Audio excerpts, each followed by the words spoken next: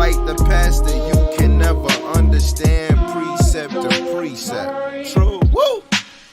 Take your time. For the Most High.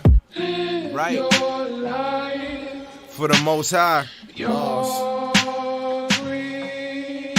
Woo! Love not the world, neither the things that's in it. You lusting for flesh, right? You got an evil wide to your brother to the right side. Niggas testify that they on the grind. My work is white paper, I get high off black scriptures. Motivated cause I'm chosen, Edom is my opponent. Ox know his owner, the ass the master crib, but Israel do not know. I'm tryna sing a song, cause you kinda slow. Wake up out of sleep, yeah. Wake up out of sleep, for now is our salvation. More than we believe, the night is far spent, the day is at hand. Cast off the work of wickedness, I demand. Cast off the work of wickedness, I demand. Wake up out of sleep, wake up out of sleep, for now is our salvation. Sheesh. Take your time. For the Most High. Live your life. For the Most High. You're free. Woo! Can't stop thinking about it. 613 laws, statutes, and commandments. If you love the Most High, I think you might want to just keep them. Let's not take away. Let's not make no division. I'm kind of messing up though. I call myself sinning. But catch me in this position. Israel, you chosen. Wake up. Wake up out of sleep. I wake up out of sleep. For now is our salvation. Near than we believe. The night is far spent. The day is at hand. Cast off the work of wickedness, I demand. Take your time. For the Most High. True. Yahweh Hashem, Yahweh Shai. I don't mind. Yaga. Take your time. For the Most High. Lost. Live your life. For the Most High. Lost. You're free. Wake up out of sleep, true. Wake up out of sleep, right? For now is our salvation. Near than we believe. The night is far spent. Yes. The day is at hand. Cast off the work of wickedness, I demand. Cast off the work of wickedness, I demand. Romans 13:11 got a main concept. 1 Corinthians 15:34. Awake to righteousness and sin not. My people lack the knowledge. I speak this to your shame. Be not deceived. Evil communication corrupts good manners. A line upon line, you can get the whole matter. If you coming like the pastor, you can never understand precept to precept. True. Woo! Take your time. For the Most High. Right. Your life. For the Most High. You're free. Woo! Love not the world, neither the things that's in it. You lusting for flesh, right? You got an evil wide to your brother to the right side. Niggas testify that they on the grind. My work is white paper, I get high off black scriptures. Motivated cause I'm chosen, Edom is my opponent. Ox know his owner, the ass the master crib, but Israel do not know. I'm tryna sing a song, cause you kinda slow. Wake up out of sleep, yeah. Wake up out of sleep, for now is our salvation. More than we believe, the night is far spent, the day is at hand. Cast off the work of wickedness, I demand. Cast off the work of wickedness, I demand. Wake up up out of sleep. Wake up out of sleep. For now it's our salvation. Sheesh. Take your time. For the Most High. Live your life. For the Most High. You're free. Woo. Can't stop thinking about it. 613 laws, statutes, and commandments. If you love the Most High, I think you might want to just keep them. Let's not take away. Let's not make no division. I'm kind of messing up though. I call myself sinning. But catch me in this position. Israel, you chosen. Wake up. Wake up out of sleep. I wake up out of sleep. For now is our salvation. Near than we believe. The night is far spent. The day is at hand. Cast off the work of wickedness, I demand. Take your time. For the Most High. True. Yarapah, Shem, Yahushua. I don't mind. Yaga. Take your time. For the Most High. Lost. Live your life. For the Most High. Lost. You're free. Wake up out of sleep. True. I wake up out of sleep. Right. For now is our salvation. Near than we believe. The night is far spent. Yes. The day is at hand. Cast off the work of wickedness, I demand. Cast off the work of wickedness, I demand. Romans 13:11 got a main concept. 1 Corinthians 15:34. Awake to righteousness and sin not. My people lack the knowledge. I speak this to your shame. Be not deceived. Evil communication corrupts good manner. A line upon line, you can get the whole matter. If you come and like the pastor, you can never understand precept to precept. True. Woo. Take your time. For the Most High. Right. Your life. For the Most High. You're free. Woo. Love not the world, neither the things that's in it. You lusting for flesh, right? You got an evil wide to your brother to the right side. Niggas testify that they on the grind. My work is white paper, I get high off black scriptures. Motivated cause I'm chosen, Edom is my opponent. Ox know his owner, the ass the master crib, but Israel do not know. I'm tryna sing a song, cause you kinda slow. Wake up out of sleep. Yeah, wake up out of sleep. For now is our salvation. Near than we believe. The night is far spent. The day is at hand. Cast off the work of wickedness, I demand. Cast off the work of wickedness, I demand. Wake up out of sleep. Wake up out of sleep. For now is our salvation. Sheesh. Take your time. For the Most High. Live your life. For the Most High. You're free. Woo. Can't stop thinking about it. 613 laws, statutes, and commandments. If you love the Most High, I think you might want to just keep them. Let's not take away. Let's not make no division. I'm kind of messing up though. I call myself sinning. But catch me in this position. Israel, you chosen. Wake up. Wake up out of sleep. I wake up out of sleep. For now is our salvation. Near than we believe. The night is far spent. The day is at hand. Cast off the work of wickedness, I demand. Take your time. For the Most High. True.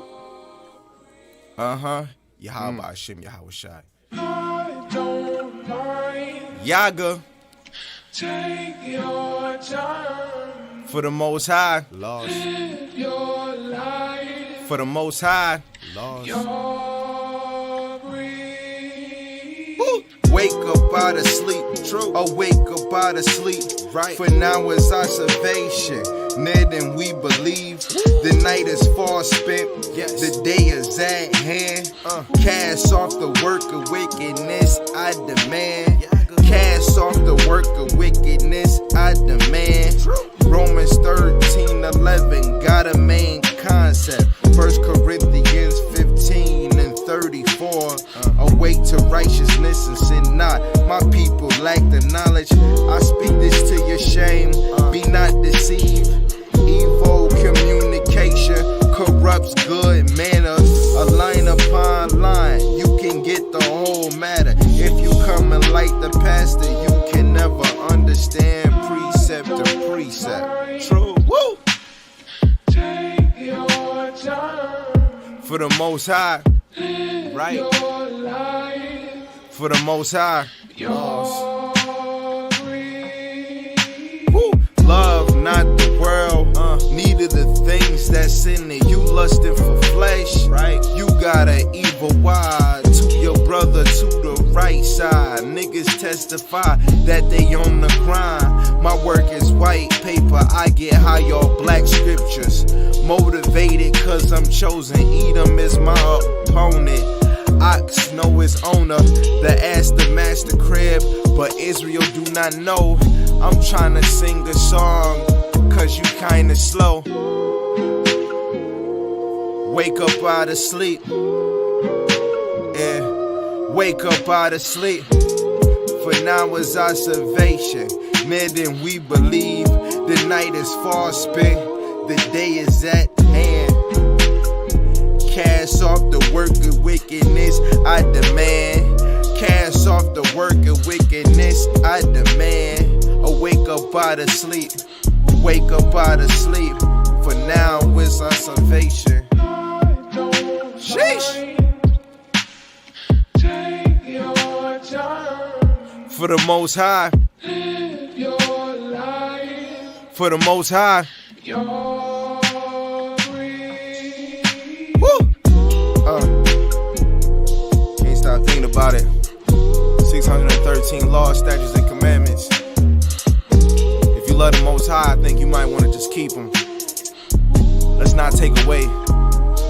Let's not make no division. I'm kind of messing up though.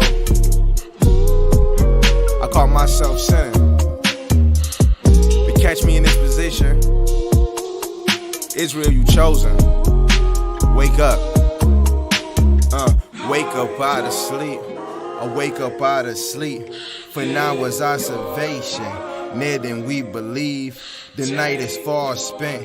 The day is at hand. Cast off the work of wickedness, I demand. Take your time. For the Most High. True. Yarapah, H.O.D.C. I don't mind. Yaga. Take your time. For the Most High. Lost. Live your life. For the Most High. Lost. Your breed. Woo. Wake up out of sleep. True. Wake up out of sleep. Right. For now is our salvation. Near than we believe. The night is far spent. Yes. The day is at hand. Cast off the work of wickedness, I demand. Cast off the work of wickedness, I demand. Romans 13:11 got a main concept. 1 Corinthians 15:34. Awake to righteousness and sin not. My people lack the knowledge. I speak this to your shame. Be not deceived. Evil communication corrupts good manners. A line upon line, you can get the whole matter. If you come and like the pastor, you can never understand precept to precept. True. Woo! Take your time. For the Most High. Live Right. your life. For the Most High. your Woo. Love not the world, neither the things that's in it. You lusting for flesh, right? You.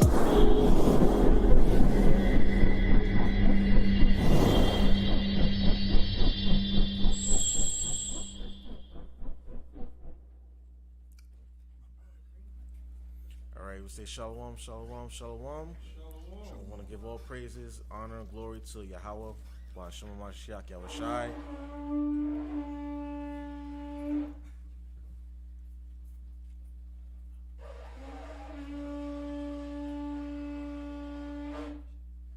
Can everyone hear me? Everyone hear me? Okay. I want to say shalom, shalom, shalom, shalom, Ashar Shabbat. Again, want to give all honor, glory, praises to the Most High God, Yahweh, Ba'ashem Mashiach Yahushai. My name is Yarapah. I'm a soldier from the house of David. To my right, my reader. I'm Yahweh. And again, we are the House of David, located at 191 Howard Avenue in Brooklyn, New York. Again, 191 Howard Avenue in Brooklyn, New York. We hold Sabbath day classes Friday night starting at 7 p.m. Saturday afternoon, 12 p.m. 12 p.m. sharp, 7 p.m. sharp. I know we started a little bit late, and for that I do really want to apologize to the congregation for holding out hostage and not arriving on time. I would try to do better in the coming days, but we are here by the will of the Most High. We are here and we are hosting our Sabbath day service. In fact, we're going to start with that just a little bit. Give me Exodus 20. That's how we're going to start. Exodus 20 and 8. Reading from the book of Exodus, chapter 20, verse 8.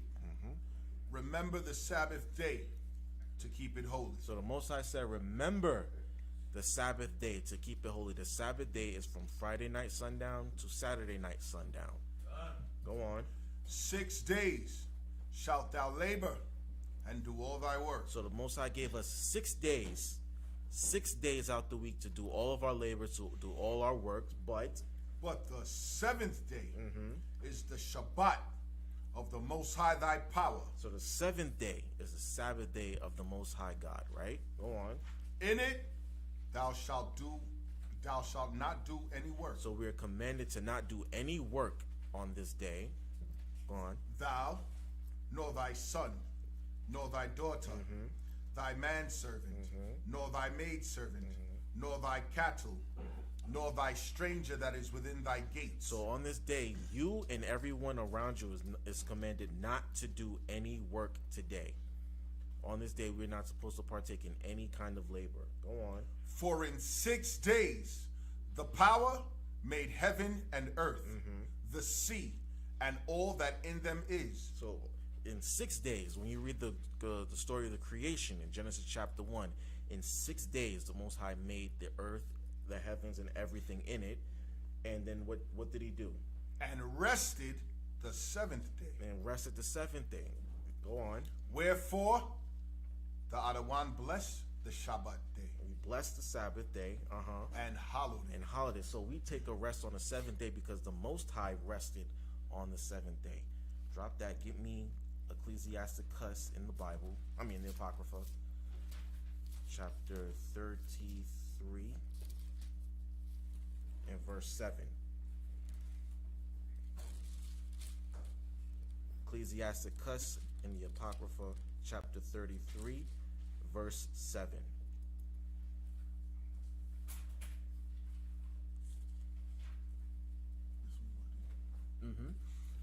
Reading from the book of Ecclesiasticus, chapter 33, verse 7.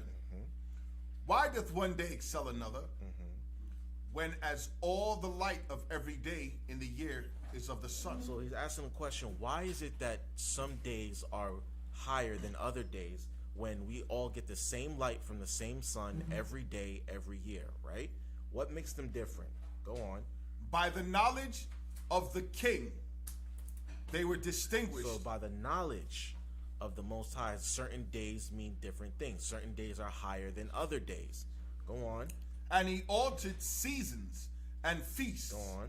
Some of them hath he made high days, and hallowed them. Right, so some days the Most High made high days, holy days, right? And some he hallowed, right?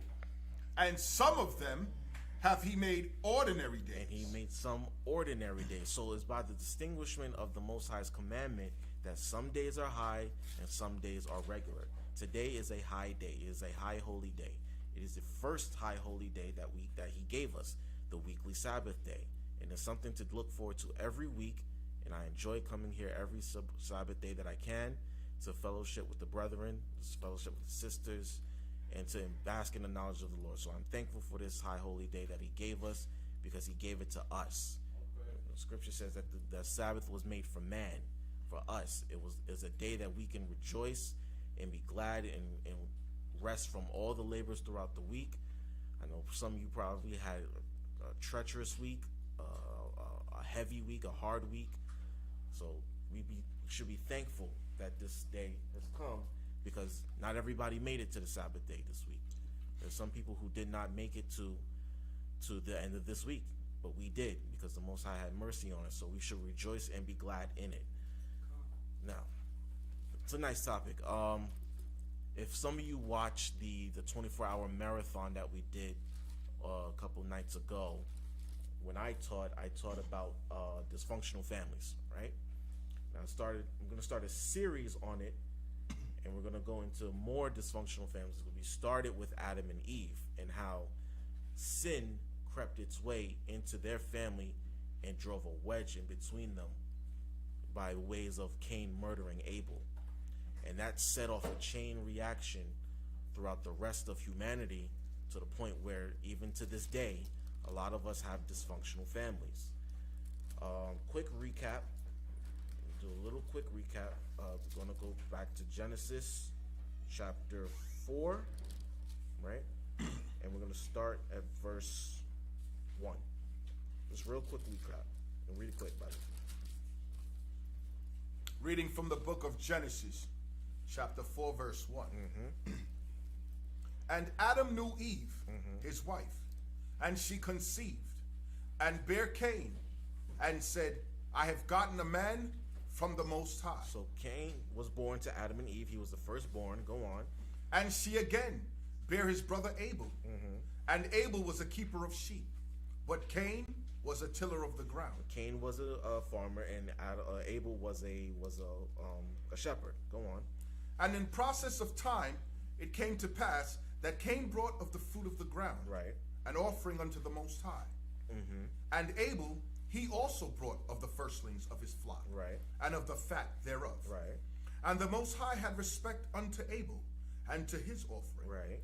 But unto Cain, and to his offering, he had not respect. So the Most High respected respected Abel's offering, but didn't respect Cain's, because, as we mentioned the other night, Cain brought the wrong sacrifice. He brought fruits and vegetables when the Most High requires animal sacrifice. When you read in Leviticus 19 and 17, I believe it was, 17 and 10 and 11, the life of the blood, the life which is in the blood, is what is required for the sacrifice, because the blood makes for the atonement. So in response to this, Cain murdered Abel because his sacrifice was rejected. All right. So from there, we're going to jump down to verse. Let me see.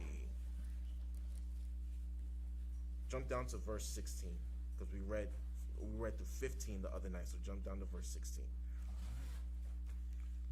Reading out of the book of Genesis, chapter 4, verse 16. And Cain went out from the presence of the Most High, and dwelt in the land of Nod, on the east of Eden. So at this point, Cain had already been cursed from the Most High. He had been told that he was going to be a fugitive and a vagabond in the earth, and that he was going to be marked. And anyone who's going to kill, who tried to take revenge on Cain, was going to be avenged upon also. So go ahead. And Cain knew his wife. Oh, wait, I'm sorry. Read verse 16 again. And Cain went out from the presence of the Most High, and dwelt in the land of Nod, on the east of Eden. Right. So once he left where they were living, he went and lived in another land, right? Go on. And Cain knew his wife. Cain knew his wife. Now, a lot of people get confused here and say, where did these people come from? I thought Adam and Eve and Cain and Abel were the only people on the earth. This proves that there were more people on the earth at the time. A lot of people get that confused. All right, go on. And bare Enoch. And bear Enoch, And he builded a city. He built an entire city. Now, did Cain built this entire city by himself? No. No, he had help. There were people there. Go on. And called the name of the city after the name of his son Enoch. Right. He called his city Enoch. Now, jump down to verse 22. Verse 22. And Zillah, she also bare Tubal Cain, an instructor of every artificer in brass and iron. Now, anybody know what an artificer is? Anybody know what an artificer is? What's an artificer? That does Graven graven images. images. They're metal craftsmen. So what were they doing here at the time? They were making idols, further destroying the minds of the people. That's why I wanted to go there. Jump down to go ahead, read on. And the sister of Tubal Cain was Naamah. Right. So he's just establishing more families. Go on. And Lamech said unto his wives, Ada and Zillah, hear my voice, ye wives of Lamech. Hearken unto my speech, for I have slain a man to my wounding, and a young man to my hurt. Now, I know we jumped over it, but Lamech was the son of Methuselah. Methusael. He said, what did he say to his wives? Hear my voice, ye wives of Lamech. Hearken unto my speech. So she's putting his wives on notice. Go on. For I have slain a man to my wounding. He said he slain the man to his wounding. He killed a man, right? And a young man to my hurt. So this young man tried to kill him, but he killed him. He jumped on it and killed him back. Well, he took revenge on him. Go on.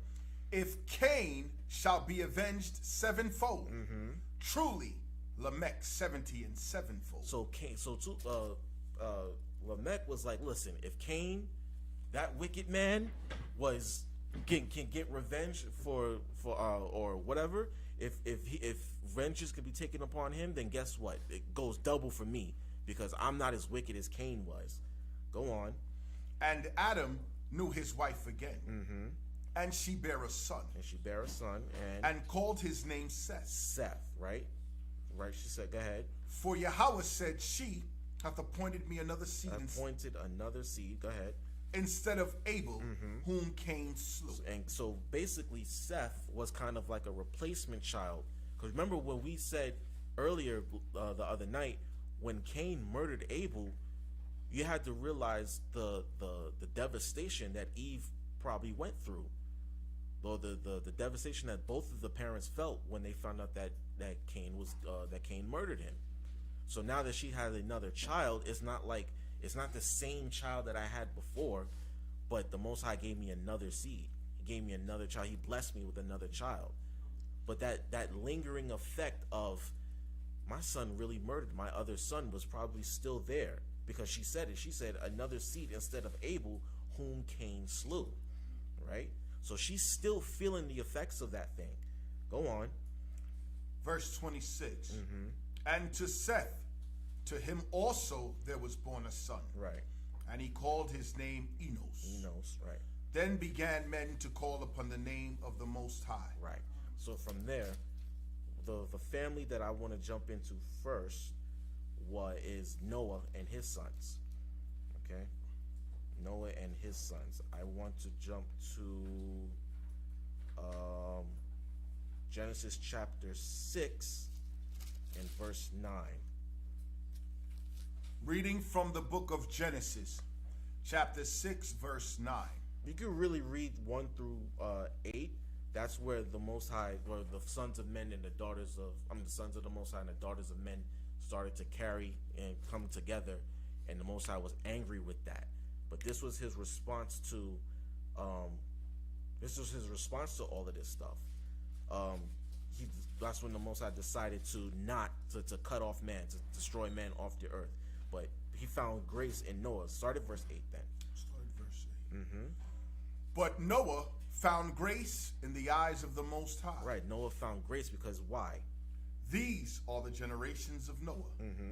Noah was a just man. Noah was a just man. Go on. And perfect in his He generations. said he was perfect in his generations. Hold that. Get me Matthew chapter 4. I believe it is. It says, be ye perfect as your Father is in heaven is perfect.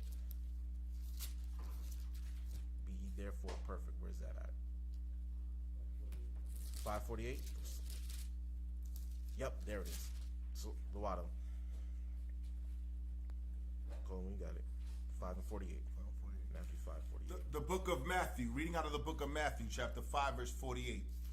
Be ye therefore perfect, even as your Father which is in heaven is perfect. So just like Yahushua was telling us to be perfect, like our Father in heaven is perfect. Noah was perfect. Now a lot of people think that no, we can't be perfect, but yes, we could be perfect before the Most High once we learn how to keep His commandments and learn how to walk with Him, walk in the Spirit, and let His steps guide ours. We can be perfect. We can be perfect in the eyes of the Most High. Give me Colossians 1 and 28.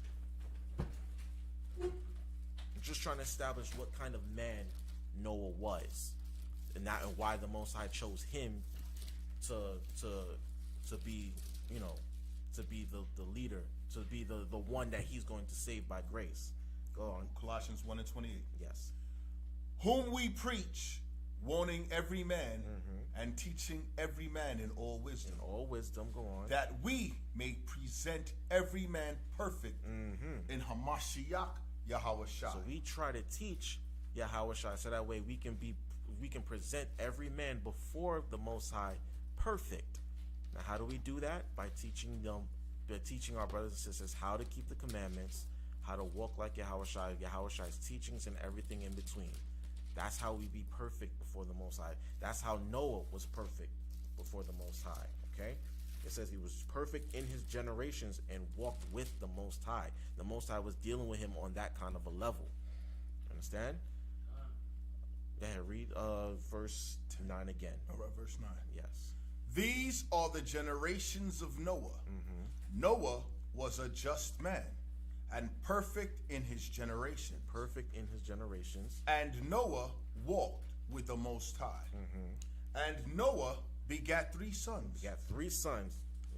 Shem, Ham, and Japheth. And Japheth. So Noah, as we all know, we know the story. Noah had 3 sons by his wife, Shem, Ham, Japheth, right? Those 3 names are the most important names that we read about in this part of the Bible. Why?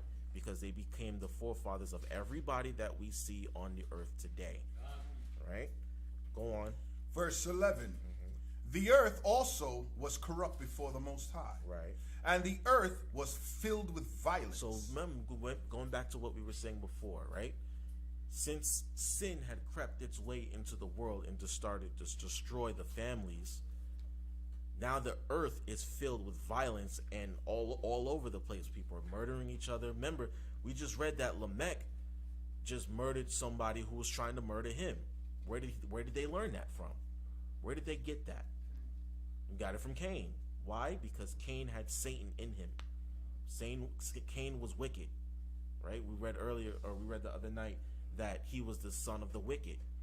Okay, it said he was of that wicked one. All these people now committing these abominable acts to the point where the Most High is like, I can't take this anymore. I have to destroy this earth now. Go ahead. And the Most High looked upon the earth, and behold, it was corrupt. Right. For all flesh had corrupted his way upon the earth. Right. So remember, at the end of Genesis chapter 3, we read that the Most High had set cherubims about about east of the garden of the tree to block that way of life, right? To block that pure knowledge that we were supposed to have in the beginning. And now to the point where humans, since we've completely have lost our way, now we're just doing whatever it is, and we're filling the earth with violence. They were filling the earth with violence to the point where God said, I can't take this anymore. So Once you read, if you read the rest of chapter 6, you'll see how the Most High. In fact, I want you to jump down to verse 18. Verse 18. But with thee will I establish my covenant. Right. So when you read 14 down, he instructs him that he's going to have him make the ark and everything, and then what he wants him to do with it, the dimensions of the ark and everything thereof. Right. Jump down to read verse 18 again. But with thee will I establish my covenant. He said, I'm going to establish my covenant with you, right? And thou shalt come into the ark, thou and thy sons and thy wife, Right. and thy sons' wives with thee. So your family, this one little family right here, is going to go into the ark with all of these animals, and everybody else on the earth, wipe them out. Go on. And of every living thing of all flesh, 2 of every sort, Right. shalt thou bring into the ark, Right. to keep them alive with thee. Right. They shall be male and female. So so he tells him that he wants him to take 2 of every animal. When you read it down, it says every clean beast. When you jump to 7 and 2, actually. Chapter 7 and verse 2. The book of Genesis, 1 and 2. I'm sorry. chapter 7, verse 1. And the Most High said unto Noah, Come thou and all thy house into the ark. Right. For thee have I seen righteousness before me in this generation. Right. Of every clean beast, Every clean beast, right? thou shalt take to thee by 7, So 7 pairs of clean beasts, right? the male and his female, The male and his female. So if you have 7, you say 7 clean beasts, right? Take them by 7. So you take 7 male cows, 7 female cows, 7 male lambs, 7 female lambs, right? We always believed in church, well, there was just 2 of every kind, just two cows, 2 bulls, 2 lambs, everything in between, right? No, scripture says that we took them by 7s. So 7 males, 7 females of this animal, 7 females, 7 males of this animal. Then we got to the clean beast and said what? Of every clean beast thou shalt take to thee by 7s, Right. the male and his female, and of beasts that are not clean, Beasts that are not clean by 2, by 2. the male and his female. So you had 2 pigs, a male pig and a female pig, a male whatever and a female whatever. That's the distinction. Why? Because when we got to the other side of the flood, that's when the Most High introduced meat into our diet. So I want you to jump down to verse 7. Reading out of the book of Genesis, chapter 7, verse 7. And Noah went in, and his sons, and his wife, and his sons' wives with him. So notice how Noah's family understood what was going on, because he had taught it to them. He showed them, listen, the Most High told me that we're going to have to build an ark, and he's going to destroy all of humanity, so this is what we have to do. They got on board with it, and they went into the ark with him. Notice that there wasn't any bickering, there wasn't any blowback, any type of talk back, no rebellion. They just got on the boat with him. Go on. Into the ark, because of the waters of the flood. Right. Go on. Of clean beasts, and of beasts that are not clean, and of fowls, and of everything that creepeth upon the earth. So not only did his family go in with him, the animals obeyed also. Jump down to verse 11. Verse 11. In the 600th year of Noah's life, in the 2nd month, the 17th day of the month, Right. the same day were all the fountains of the great deep broken up, Right. and the windows of heaven were open. And the windows of heaven were open. Go on. And the rain was upon the earth 40 days and 40 nights. Right. In the selfsame day entered Noah, and Shem, and Ham, and Japheth, the sons of Noah, Sons of Noah, and Noah's wife, his wife. and the 3 wives of his sons with them into the ark. So how many people were there? 8. Right? 8 people went on that ark. In that same day, that's when the Most High brought the rain and the thunder and everything in between, right? So, from there, we are going to go we know the rest of the story, how they were on the ark for about 150 days and stuck with each other, stuck with all those animals.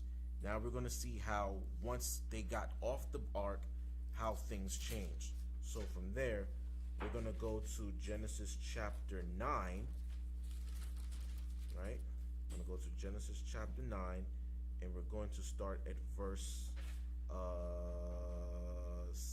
18. Reading out of the book of Genesis, chapter 9, verse 18.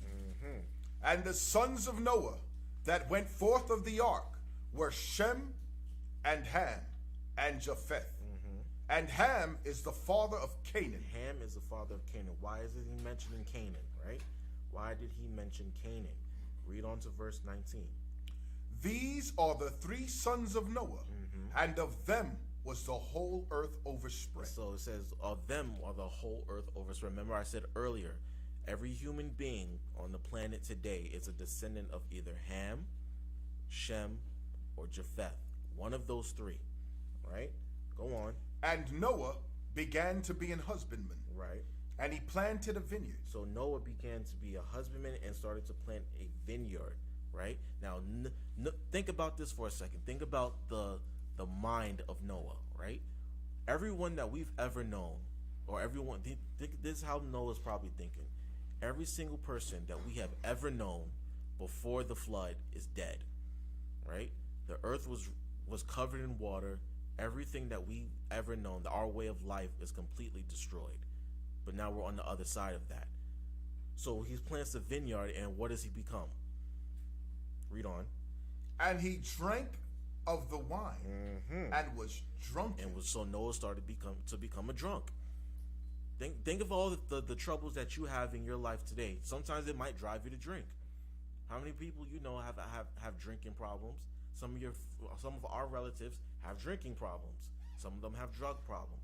Some of them have money problems. Why? Because they're trying to find a way to cope with what they're doing. And what does those things have in common? They all start to drive the families apart. They all start to creep its way into family relations, right? Because if you have a drinking problem, say your father had a drinking problem, what happens? He might beat the kids, he might beat the spouse, right? Or he might get into an accident coming home from work one day. He starts to become distant. He might start stealing money. They become drug addicts, right? Some of our family members, they become drug addicts, and you can't let them around your house anymore. Can't let them around your kids because they start stealing from you. They might call you and say, "Hey, I need a place to stay. Can I stay with you?" Sure. Put you back on your feet. You can stay with me for a while. And then what happens? You come home from work one day, your whole apartment cleaned out. It happens. So Noah, he's just stuck with his wife, his sons and his daughters-in-laws, and they don't know anybody. There's no one else. There's nothing but them two and them animals. And now I gotta find a way to cope with all this. Now let's see how the drunkenness affected the family. Let's read 21 again. Reading out of the book of Genesis, chapter 9, verse 21. And he drank of the wine and was drunken. And he was uncovered within his tent. Right. So he got drunk and stripped down to his bare bottoms, right? But mind you, he was in his own tent. He was by himself. He wasn't around nobody. He was by himself. But what happens? Go on. And Ham, the father of Canaan, Ham, right? Ham violated. Go on. saw the nakedness of his father. So he saw the nakedness of his father. Go on. And told his two brethren without. Now hold on. Hold what you got and get me Leviticus 18 and 7. There are laws against witnessing or seeing certain parts of your parents, right? There are laws against seeing your parents naked. Okay, read when you got it. The book of Leviticus, chapter 18, verse 7. The nakedness of thy father, The nakedness of thy father, or the nakedness of thy mother, shalt thou not uncover. you should never uncover your father's naked. Now, mind you, he was already naked. he was already naked, and he walked in and saw his father's nakedness. Now, what he actually saw besides the nakedness, the scriptures is not clear. But the fact that he saw it is what the sin is, where the sin lies. Go on. She is thy mother. Right. Thou shalt not uncover her nakedness. Right. So he saw his father's nakedness. Go back to Genesis. Is read 22 again. And Ham, the father of Canaan, saw the nakedness of his father, and told his two brethren without. So he went and said, "Hey, Dad, Shem, Japheth, Daddy in there naked. He got drunk and fell asleep and stripped down to his butt nakedness." But now see what did Shem and Japheth do that Ham didn't do? Go on. And Shem and Japheth took a garment and laid it upon both their shoulders. Laid on both their shoulders, right? And went backwards and covered the nakedness of their father. So that way they wouldn't look at his father's nakedness, right? Go on. And their faces were backward, and they saw not their father's nakedness. Because they knew that it was wrong to see their father naked like that, in such a vulnerable position. They knew it was a shame, where Ham didn't even think twice of it. He just said, "Hey, look, Daddy in there naked." You know what I mean? He didn't think twice of it. He didn't respect his father's nakedness. Go ahead. And Wait, sin no. was by them broadcasting it. Right, yeah. Because you could come in and get startled and do the right thing. Right. But he ran out and broadcast. He ran out and told them. Exactly. He should have. That's what I was saying. He didn't think anything of it. You know what I mean? That would be like me seeing and seeing one of my own parents' nakedness, and then just say, "Hey, it's a disrespect to your parents." You know what I mean? And let's see how Noah responds to this. I'm glad that you said that. Go to 24. And Noah awoke from his wine, Uh-huh. and he knew what his younger son had done unto him. Exactly. So he immediately peeped game. He said, "Go. What did Ham do? Why is this happening?" You know what I mean? Go ahead and read 25. And he said, "Cursed be Canaan." Cursed be Canaan. Now remember, Canaan is his grandson through Ham. He didn't curse Ham, but he cursed Canaan. Why? Go on. A servant of servants shall he be unto his brethren. So hold that. I want you to get the book of Joshua, chapter 9, and verse 16. Joshua chapter 9, verse 16.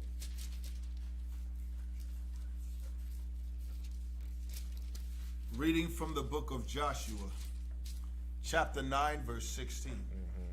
And it came to pass at the end of 3 days, after they had made a league with them, that they heard that they were their neighbors, This is before we got to Jordan. Go on.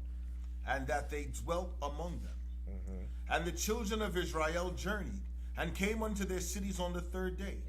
Now their cities were in Gibeon, and Chephirah, and Beeroth, and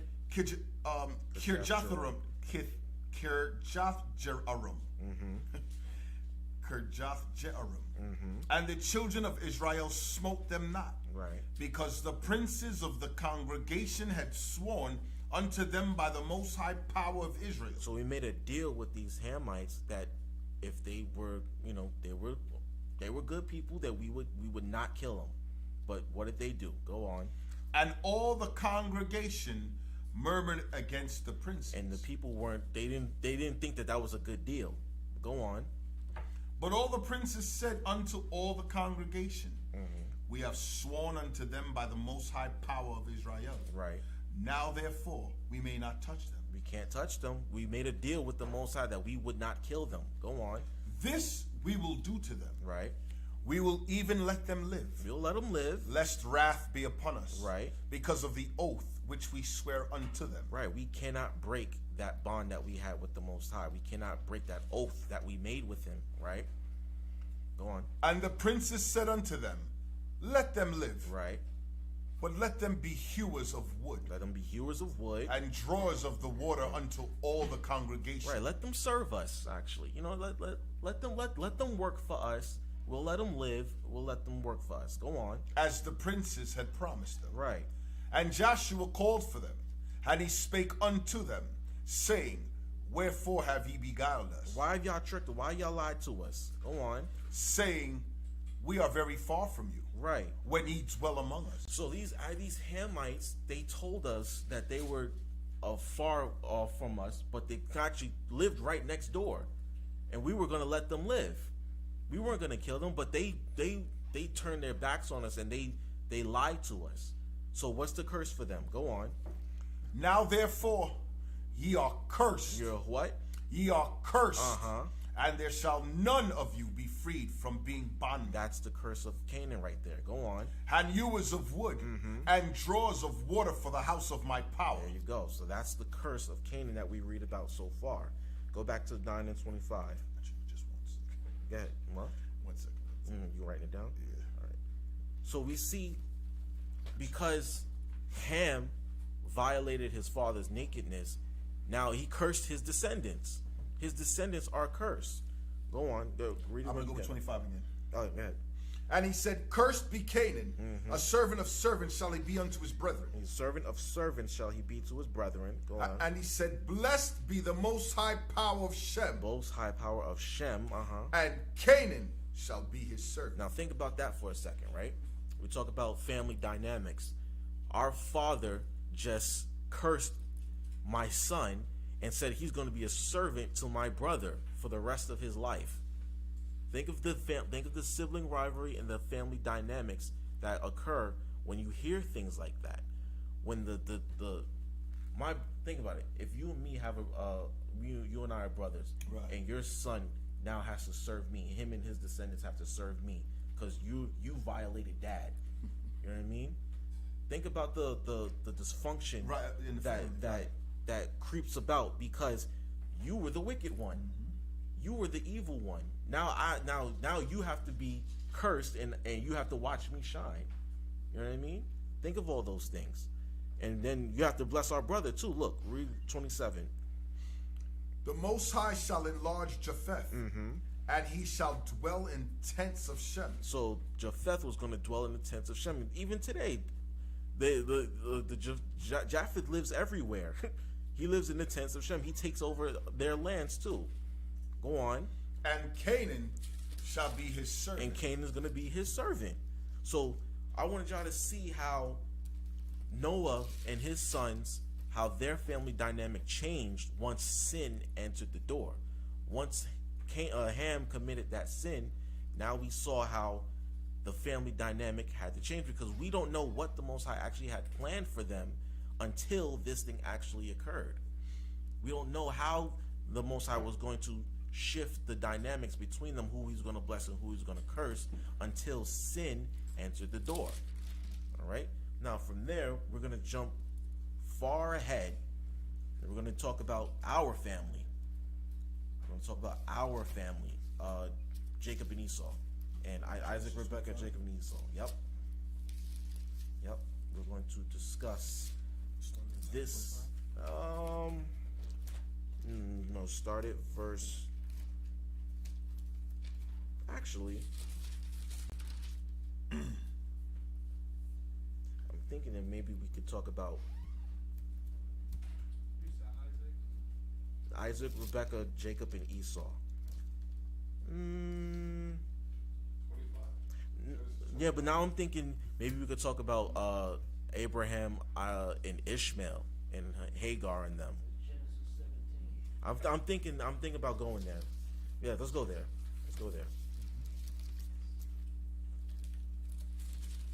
Genesis 17, and we're going to start at verse.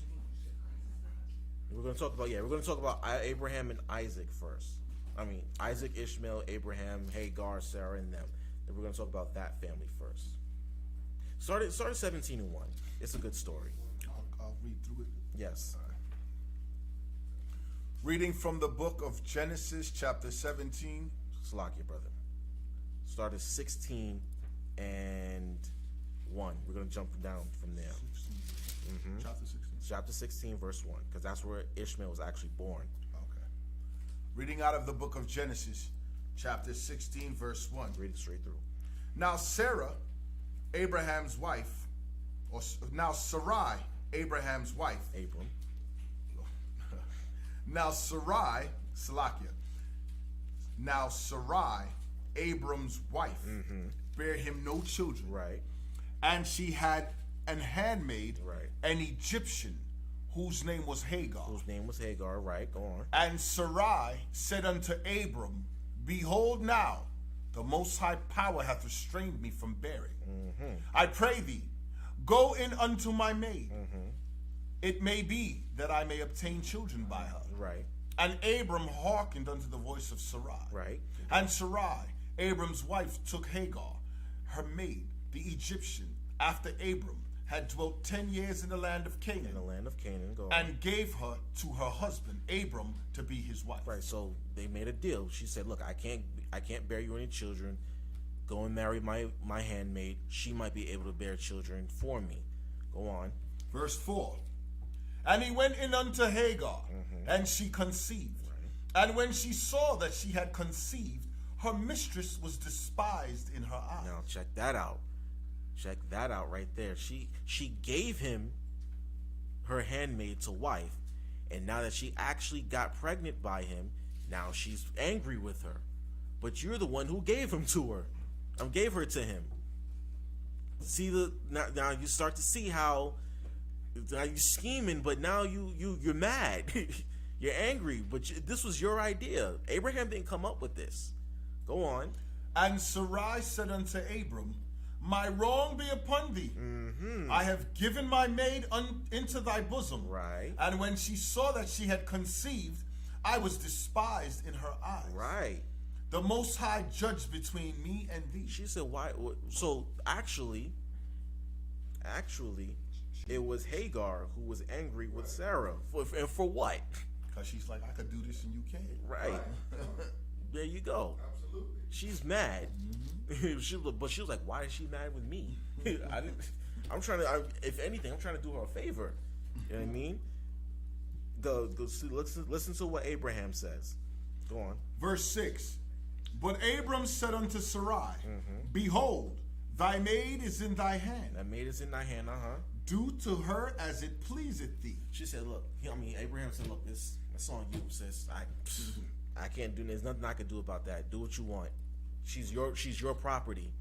Do what you want. Go ahead." And when Sarai dealt hardly with her, she fled from her face. She fled from her face. Right. So, Sarah started to mistreat Hagar, creating more dissension in the family. Mind you, she's pregnant. She's pregnant with this child, and now she's starting to mistreat her. So now she runs away. Go on. And the angel of the Most High found her by a fountain of water in the wilderness, by the fountain in the way of Shur. Right. And he said, Hagar, Sarai's maid, whence camest thou? So the angels asked Hagar, said, "Where'd you coming from? Where are you coming from? And where are you going?" Go ahead. And whither wilt thou go? Right. Where are you going?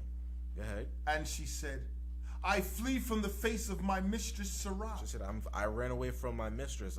She was mistreating me. Mind you, I'm pregnant. I can't deal with this. She's starting to mistreat her because she was jealous and she started to hate her. You know what I mean? Go on. And the angel of the Lord said unto her, Return to thy mistress and submit thyself unto her hand. So he said, go back home. Okay, that's where your home is. Go back there. Go on. And the angel of the Lord said unto her, I will multiply thy seed exceedingly, that it shall not be numbered for multitude. Might not be numbered for a multitude. Go on. And the angel of the Lord said unto her, Behold, thou art with child, and shalt bear a son, and shalt call his name Ishmael. Ishmael, right? Because the Lord hath heard thy affliction. So Ishmael, you want to write this down. Ishmael means the Most High hear, or the power hears, right? Yashamai Allah, right? Ishmael, or Yashamai Allah. The Most High heard me, or the Most High heard. Am I right? Right, Ryan? That's what it means? Con. The Most High heard, or the power heard, right? Can I just ask a question real quick? So this is an Egyptian woman dealing with the Most High, right? Yes. Con. Hagar was Egyptian. She was an Egyptian. Right. No, we just read it. So the Most High deals. I know he can deal with whoever he wants, but this is a case where he's not dealing with Israel. Actually, he's dealing with an Egyptian. Well, remember this. Israel hadn't existed yet, so there was still Hebrews, but at the same time, he's dealing with her because she's connected to these Hebrews. Gotcha. Remember, she's carrying a Hebrew child. Okay. Right. Okay. And look at what he has for this Hebrew child. Go on. Verse 12. And he will be a wild man. His hands will be against every man. Right. And every man's hand against him. Right. And he shall dwell in the presence of all his brethren. So we know that this is the birth of the Arab nation. The Ishmaelites were born from this prophecy right here. And the funny thing is, they know that. They know that Ishmael is their ancestor. They're fully aware. You understand? Those Saudis and in that part of the Saudi Arabians and the Iraqis and all them, they know that their forefather is Ishmael. They know it. So we're gonna speed up a little bit. We know that eventually she goes back. She indeed goes back. But I want y'all to see how when Isaac is born, how that further kind of deteriorates the family.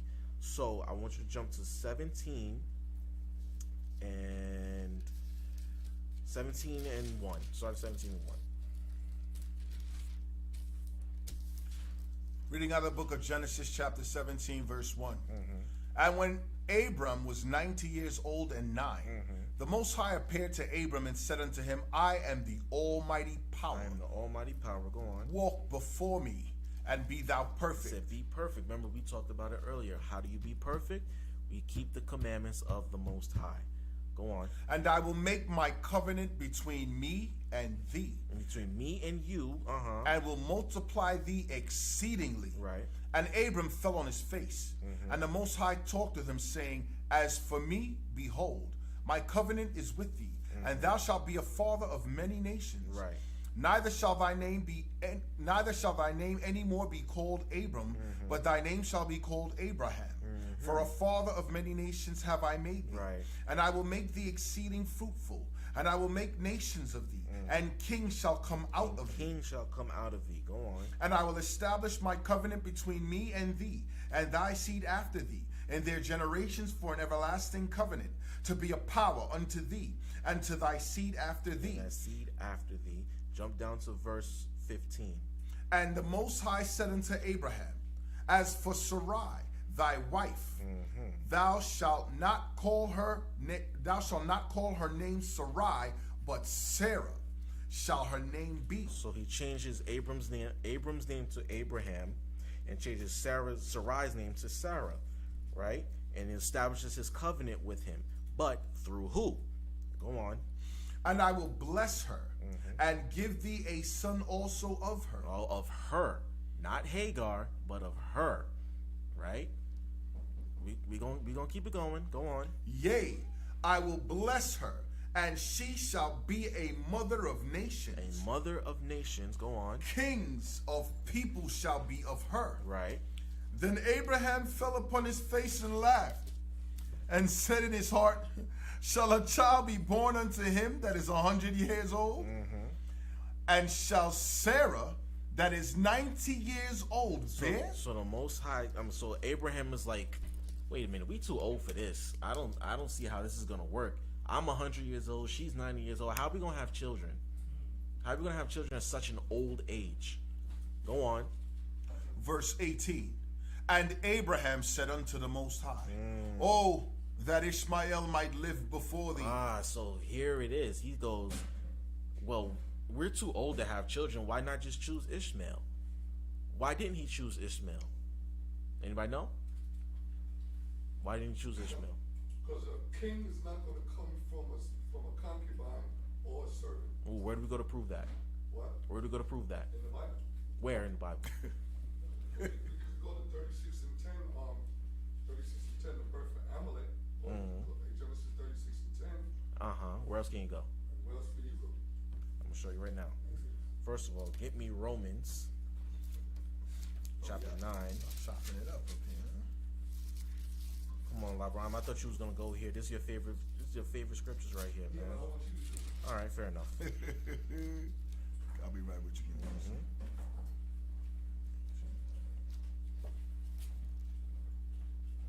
want you to read Romans 9, 7, and 8.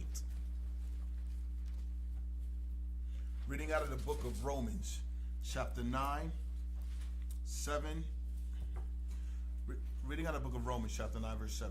Neither because they are the seed of Abraham are they all children. So we talked when you read, of course, you read verses 1 on, you read about the Israelites being the chosen seed. But just because you came out of Abraham doesn't mean you are necessarily the chosen seed or the children of God. Go on. Read it again. Neither because they are the seed of Abraham are they all children. Just because you're a seed of Abraham doesn't make you a child. Go on. But in Isaac, When who? but in Isaac Isaac. shall thy seed be called. So Isaac was supposed to be the chosen seed. Go on. That is, Right. they which are the children of the flesh. Children of the flesh. Go on. These are not the children of the power. Ishmael is not a child of God. Why? Because he is a child of the flesh. Who knows the difference?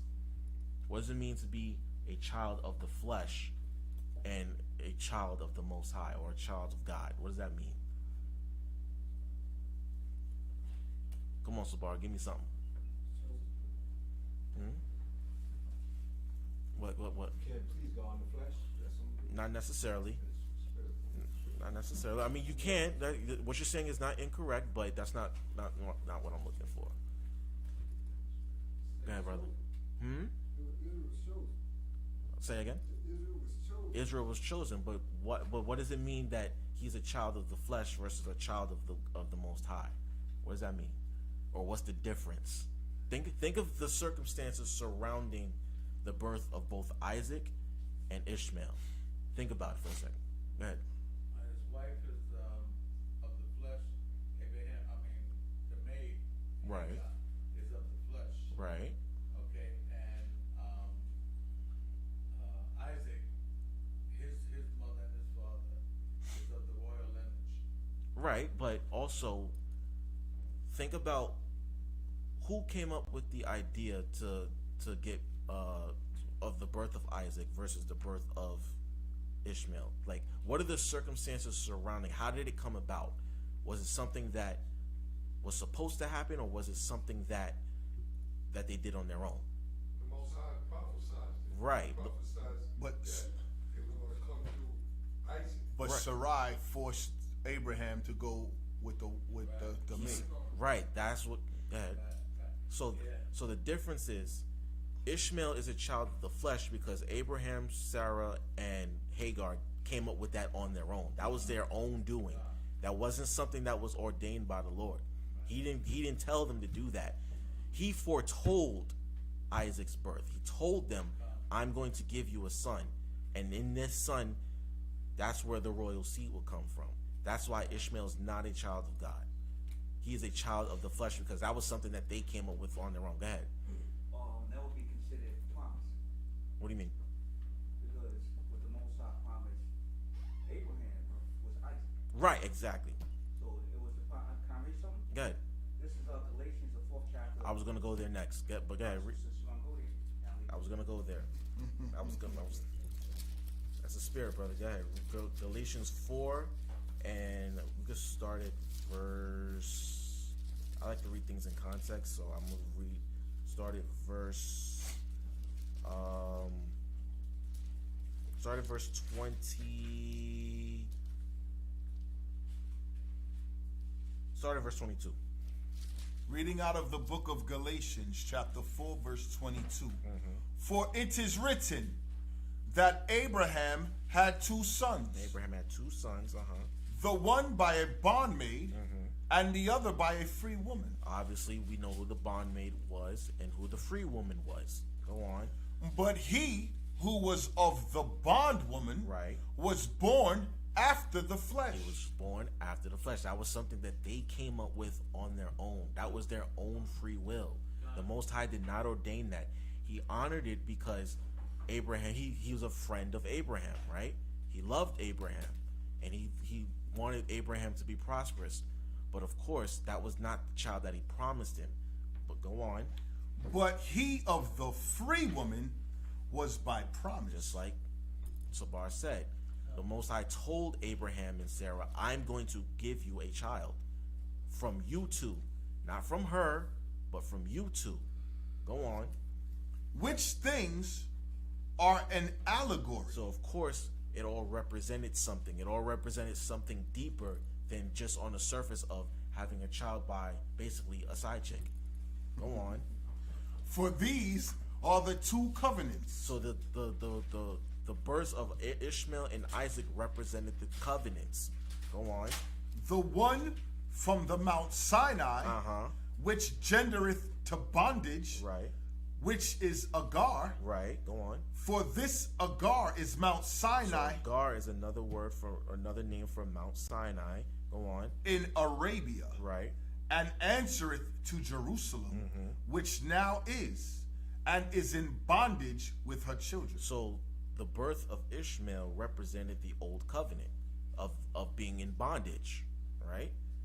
But Jerusalem, go on, But Jerusalem, which is above, is free, which is free, go on. which is the mother of us all. Jerusalem represents Sarah, or Sarah represents Jerusalem. Hagar represented Mount Sinai in Arabia, and Sarah represents Jerusalem, because we were in bondage to that old covenant when we were in the wilderness. So just like we said before, Ishmael is a child of the flesh. That doesn't mean that he won't be great, because the Most High promised that he would be great. But you'll start to see now that when Isaac enters the picture, that it brings about a sibling rivalry that just completely tears the whole family apart. What does that Genesis 36:10 say? Genesis 36. Yeah, I think that was one that. That was not the one that you mentioned, LeBron? And that was just Amalek being born of a concubine. Oh, Okay, no. All right. That's why Amalek is not royal either. right, 'Cause he was right, born of a concubine. right. Side chick. There you go. So we're gonna go back to Genesis chapter 17 and verse. Where we leave off? That's what 15. No, we read down to 19. Go ahead, start there. Reading from the book of Genesis, chapter 17, verse 19. And the Most High said, Sarah, thy wife, shall bear thee a son indeed, Right. and thou shalt call his name So Isaac. he told them that they were gonna have a child, a son, and he gave them the name already. Go on. And I will establish my covenant with him for an everlasting covenant, An everlasting covenant. and with his seed after him. And with his seed after him. Now, when you read Galatians 3, we learn that that seed is actually Yahushua. In fact, I'm going to read that real fast. Galatians 3. And I believe it starts at 11. I just want to be sure. Galatians 3. And we're going to start at verse. Hold on. 15. No, 16. Slack Galatians 3 and 16. Reading from the book of Galatians, chapter 3, verse 16. Now to Abraham and his seed were the promises made. Abraham and his seed, singular. Go on. He saith not, and to seeds, Right. as of many, He didn't say many seeds. He said, and to thy seed after thee. Right.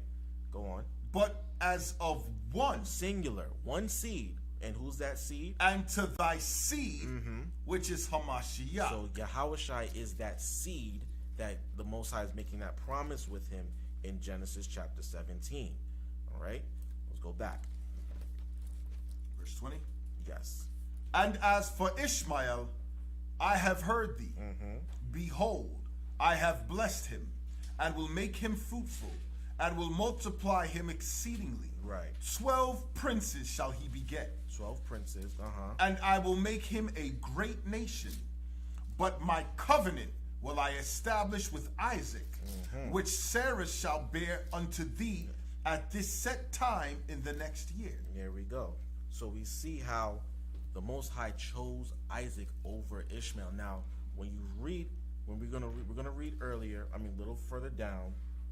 how when the children started to grow up, Ishmael and Hagar started to disrespect Isaac. Further, again, going back to what I keep saying, it's just gonna completely destroy the family. All right. We're gonna go jump to chapter 18, and we're going to read. No, where is it? Hold on. Where is it where they started to, where he kicked them out? Oh, hold on. We're going to jump to 21. Slack it. Chapter 21. And we're going to start at verse 17. Reading out of the book of 21 and 1, I'm sorry. Reading out of the book of Genesis, chapter 21, verse 1. And the Most High visited Sarah as he had said. And the Most High did unto Sarah as he had spoken. As he had spoken, right? As we read in chapter 17. Go on. For Sarah conceived and bare Abraham a son in his old age. Right. At the set time of which the Most High had spoken of Said, him. I'm going to give it a year. Go on. And Abraham called the name of his son that was born unto him, whom Sarah bare to him, Isaac. So now I want you to jump down to verse 8. Verse 8. And the child grew and was weaned. And Abraham made a great feast the same day that Isaac was weaned. All right, so here we go, right? We see that Abraham is clearly showing favor to Isaac. It's obvious. He made a great feast on the day that Isaac was weaned from Sarah, right?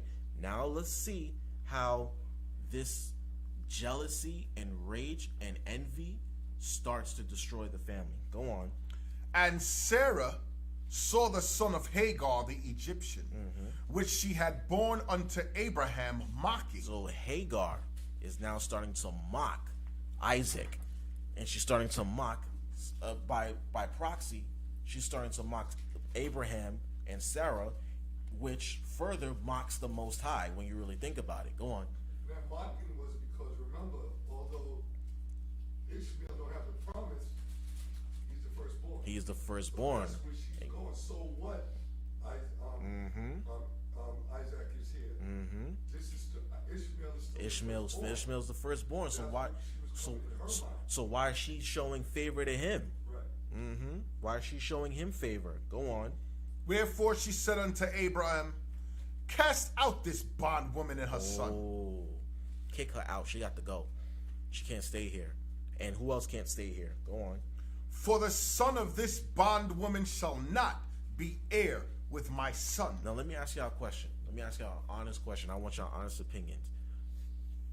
Was Sarah wrong when she said that? Why wasn't she wrong? No. Why? What do you mean? You said Hagar was mocking Sarah, right? Right. And I feel like, because she was mocking her, No, but think about what she said. She said, cast out this bondwoman and her son, for the son of this bondwoman shall not be heir with my son, even with Isaac. she didn't want him to be king or ruler. No, that's not what. Go ahead, Judah. Because that was her property. Huh? It was a maid. Right, but so It was a maid. she was a maid, right? But is she wrong for? No, I'm saying, is she wrong for what she said? No. But to cast her out? Yeah, kick him out. You gotta go. Why was she wrong? Why? No. You think she was wrong, sister? Why? Why do you think she was wrong? Because he was a child of Abraham. Oh, see, we went over that actually. We went over that, but Quick question. Abraham married her, right? she was a concubine. But he married her. Right. Once he That's his wife. That's his wife. married her. You can't. I mean, unless she's broken the law, you can't. You're not supposed to throw out your wife, right? Sabar had his hand up. See, Yeah. when you go back, the promise was not only made with Abraham, it was also made with Sarah. Sarah, remember, she heard all that. And then once she had that child, she knew, because even when it was in Egypt, Sarah remembered that promise. And Sarah actually prayed to the Heavenly Father. And that's when that plague took place in Egypt overnight, that's when the Pharaoh said, man, that's your wife. That's your wife, not your sister, right? All of that came back into play. It was like, nah, the promise is with us, not with y'all. Now that gotta go. Go ahead, LeBron. And actually, you would have two fighting dynasties in one household. Mm-hmm. And even up today, two kings cannot share the same house and live in peace. See, And remember, what kings are princes. Isaac is a prince. right? Ishmael is a prince. Mhm. Can't be in the same house. So again, let me ask. The papers was right. Read verse 10 again. Read verse 10. Hold on one second, sis. Read verse 10 again. Wherefore she said unto Abraham, cast out this bondwoman and her son, Here's the kicker. for the son of this bondwoman shall not be heir with my son, even with Isaac. So she said it. Remember, we read in Galatians, this woman is of bondage. She's a bondwoman. She's not a free woman. Her son will not be an heir with my son, the son of promise, right? So is she really wrong for kicking them out? No. Now we're going to read on. And the thing was very grievous in Abraham's sight because of his son. So Abraham is starting to think, damn, this is my son. Like you said, sister, this is still my child. I can't just kick them out. And his mother too, just kick them out in the wilderness on their own. I don't know what to do here. But let's listen to what the Most High says, right? Read verse 12. And the Most High said unto Abraham, let it not be grievous in thy sight Say, don't let that bother you. Go ahead. because of the lad, and because of thy bondwoman. Because of thy bondwoman.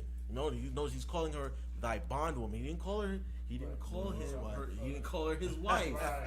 He said the bondwoman. She's a slave. She's a servant. She don't got no rights here. She is a servant, and so is her son. Now, of course, that is your son, and I did promise him. But go on. And in all that Sarah hath said unto thee, hearken unto her voice. Sarah was right. She was correct. He said, listen to her. She's right. How often in the Bible do you read where the Lord told a man to listen to his wife? This is one of those very few times. Why? Because she was right. She was on point when she said, no, he can't stay here. He's not going to be heir with him. Like LeBron said, you can't have two ruling dynasties in his house. He's a prince. He's a prince. No, they both can't rule at the same time. Go ahead. Somebody would have had to die. Somebody would have. That's what it would have been. They did that in Israel, and they was the same, the actual blood brothers. Exactly. We're going to get into that in the next time we teach. Once we get into that. So the Lord told him, no, kick them out. Yeah, kick them out. Don't let it bother you. She was right. Go ahead, finish that verse up. And all that Sarah hath said unto thee, hearken unto her voice. For in Isaac shall thy seed be called. For in Isaac shall thy seed be called. Read 13. And also of the son of the bondwoman will I make a nation, because he is thy seed. Right. Go ahead.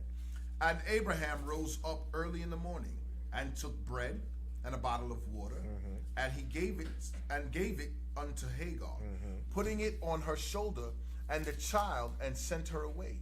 And she departed and wandered in the wilderness of Beersheba. Okay, so we saw. Well, go ahead. No, I just have a scripture to go with Sarah. Okay, so the point that I just really wanted to make was that we saw how the dysfunction crept in. Y'all saw that, right? How when Isaac was born, Abraham clearly started to show favor to him, but it was kind of righteous favor because this was the child that they had been promised.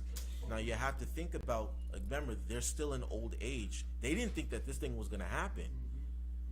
They didn't believe it at first, right?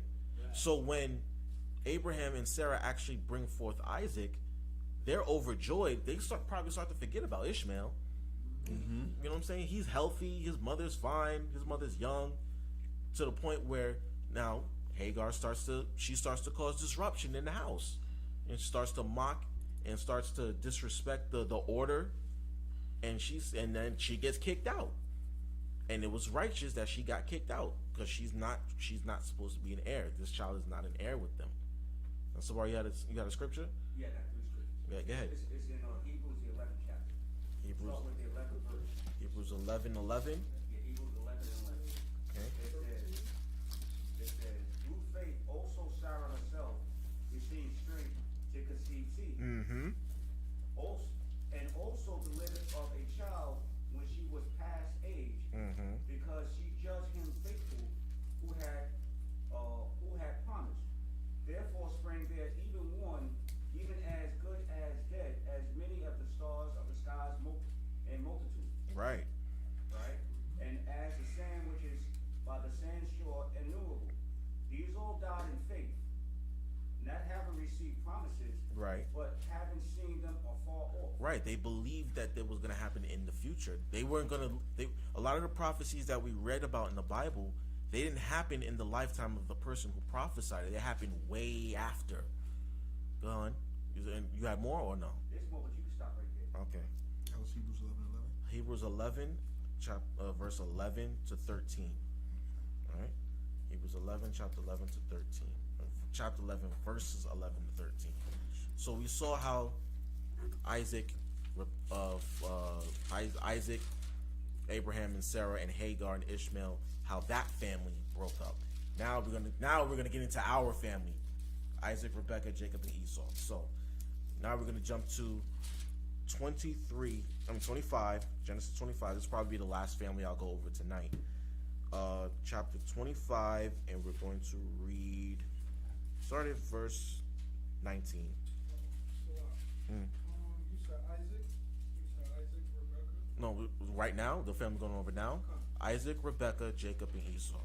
So far, we've gone over Noah and his 3 sons.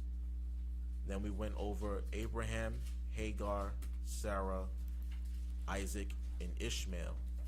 Right? Call it Abraham's family. So first one was Noah's family. Second one was Abraham's family. Now we're going over Isaac's family. Right? So start at verse 19. Reading out of the book of Genesis, chapter 25, verse 19. And these are the generations of Isaac, Abraham's son. Abraham begat Isaac. Now check this out, right? Was Isaac the only son that Abraham actually had? No, right? Now, actually, you know what? Hold that. Yeah. Go back to chapter. I want you to see what he actually calls. What he actually calls Isaac at one point, where he almost sacrificed. Yes. Okay. Chapter 22 and verse 2. Reading out of the book. Start at verse 1. Read 1 and 2. Reading out of the book of Genesis, chapter 22, verse 1. And it came to pass after these things that the Most High did tempt Abraham, And he tempted him. and said unto him, Abraham, and he said, Behold, here I am. Behold, here I am. And he said, Take now thy son, thine only son Isaac. Oh, hold on. He said, take now your son, your only son Isaac. Right? At this point, Ishmael's not in the picture anymore, right? But is he dead? No. So he said, take your only son Isaac. So he's not even acknowledging Ishmael anymore. Y'all see that, right? Y'all understood that? Go ahead, read. Whom thou lovest, and get thee into the land of Moriah, and offer him there for a burnt offering upon one of the mountains which I will tell thee of. Right. So now from there, I want you to jump to 23 and 1. Then we're going to go back to, no, not 23 and 1. Slakia. 25 and 1. All right. 25 and 1 and 2. Reading out of the book of Genesis, chapter 25, verse 1. Then again, Abraham took a wife, and her name was Keturah. Keturah.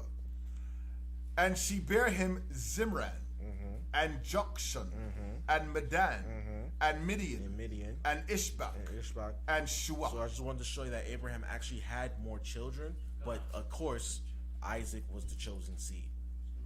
We already established that. Now, go back to verse 20, to 19, right? Reading from the book of Genesis, chapter 25, verse 19. Right. And these are the generations of Isaac, Abraham's son. Abraham begat Isaac. See, and now it says it only talking about Isaac from here on. Not even talking about his other children. Go ahead. I'm sorry. I know you're not on 25 and 5, but if I can read the 5th verse, 5th and 6th verse. 5th and 6th? Sure. Genesis 25, 5 and 6. Go ahead. Oh, y'all went to another chapter, right? No, No, we're still on 25. Oh, I'm sorry. In fact, you know what? Read it. Go ahead. Read 5 and 6. Read it. reading out of the book of Genesis, chapter 25, verse 5. And Abraham gave all that he had unto Isaac. He gave all that he had to Isaac. Why? Because Isaac was obviously the chosen seed. He had all these other children, but now they got to fend for themselves. They're not heirs. They're just not heirs. That's just the way that the Lord made it. Go on. But unto the sons of the concubines, which Abraham had, Abraham gave gifts. Gave them gifts. And sent them away from Isaac his son, while he yet lived eastward unto the east country. There you go. So he gave Isaac everything, his most prized possessions, all the stuff that you would give was supposed to be your firstborn son or your favorite son, but he gave the other sons of the concubines, gifts and stuff, and sent them away from Isaac, because they understood. He's obviously the chosen, the chosen son. We can't measure up to him. I'm glad you brought that out. Yeah. Go back to 20. Go ahead. And Isaac was 40 years old when he took Rebekah to wife, the daughter of Bethuel, the Syrian, and Padanaram, the sister of Laban, the Syrian. And Isaac entreated the Adawan for his wife, because she was barren. And the Lord was entreated of him. And Rebekah, his wife, conceived. Rebekah conceived, right? And the children struggled together within her. So before the children were already born, they were already fighting. There was already sibling rivalry in the womb, right? Already. We know this story, but we're going to break it down just piece by piece a little bit. Go on. And the children struggled together within her. And she said, if it be so, why am I thus? She's asking, if this is supposed to be a blessing, why are children struggling together? Why is this such a difficult pregnancy? Go on. And she went to inquire of the Most High. She went to seek prayer. And the Most High said unto her, two nations are in thy womb, and two manner of people shall be separated from thy bowels. Right. And the one people shall be stronger than the other people. Right. And the elder shall serve the younger. So he says, two nations are in thy womb, right? Two forefathers of two entirely different nations.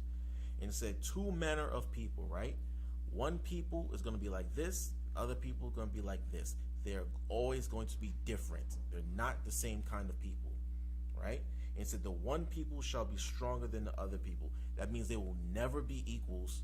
They will always be at each other's throat. They're always going to be fighting for supremacy, right? One's going to be on the top, another's going to be on the bottom. And when you look at history, there's always been a period where they've been on top and we've been on the bottom, and we've been on the top and they've been on the bottom. Right now, where are we at? We're in the bottom. They're on top. Eventually, we'll be on the top. They'll be on the bottom. There's never been a point in human history where we were equals with each other, when you really think about it. That's why he said, one people shall be stronger than the other. One will always be on top, the other will be on the bottom. Go on. Verse 24. Oh, wait, I'm sorry. And the elder shall serve the younger. You're going to see, eventually, they served us, and then they're going to serve us again. You know what I mean? Go on. And when her days to be delivered were fulfilled, behold, there were twins in her womb. There were twins in her womb. Go on. And the first came out red. All over, like an hairy garment. So clearly his skin didn't come out looking like this. That's not what it means. He didn't come out looking like that. He came out looking pink, bloody. You know, his blood was showing through his skin. He had no pigmentation in his skin. And he came out hairy. You ever seen a hairy baby? There he is. And go on. And they called his name Esau. So Esau, who knows what Esau means? Labrador, don't say nothing. Wasted away. Right? I Joshua, wasted away. So they saw him and knew that there was something different about this child. There's something wrong with this child. Because he doesn't have any pigmentation in his skin. And he's hairy. You understand? They knew right off the bat that there's something different about this child. Read that again. And the first came out red, all over like an hairy garment. Right. And they called his name Esau. Called his name Esau. Wasted away. Oh, this child is a waste. This child is wasted. Go on. And after that came his brother out, and his hand took hold on Esau's heel. All right, there we go. So, such a small detail creates such a big deal in the world history, right? Now, we already know where we're going to go now, right? Second Esdras. Yep, we already know. Write that down. Second Esdras, chapter 6, verse 6 to 9. Start at 8. No, you can start at 6. Parting the son of the times, is that what he said to him? Yeah, start at 7, I'm sorry. Reading out of the Apocrypha, the second Esdras, chapter 6, verse 7. Then answered I and said, what shall be the parting asunder of the times? So Esdras is asking the angel now. He said, well, okay, what's going to be the parting asunder of the times? What's going to be the end of the world? Go on.